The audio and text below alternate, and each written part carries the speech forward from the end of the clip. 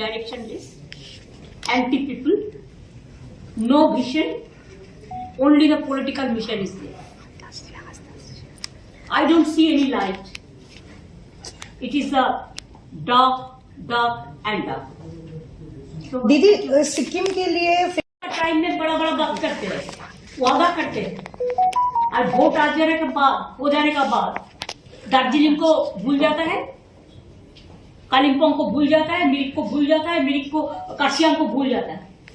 ये उसको नेचर है। ये तो दार्जिलिंग का पहाड़ी भाई बहनों को इसको याद रखना चाहिए। सिक्किम को मिलने दो, हमारा कोई इतराज नहीं है, लेकिन सिक्किम को मिलना और बंगाल को डिप्राइव करना दार्जिलिंग को, this I can not support. দিদি এত রেল দুর্ঘটনা হয়েছে কিন্তু রেলের জন্য কোনো কোটি টাকার উপর আমরা পাই সেন্ট্রাল গভর্নমেন্টের কাছে।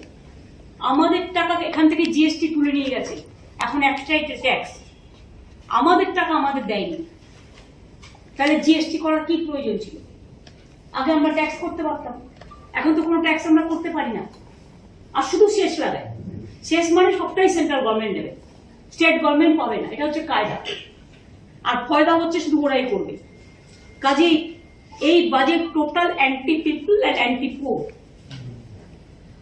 এই বাজেট হচ্ছে গরিবের বাজেট নয়, জনগণের বাজেট নয়, জনসাধারণের বাজেট নয়,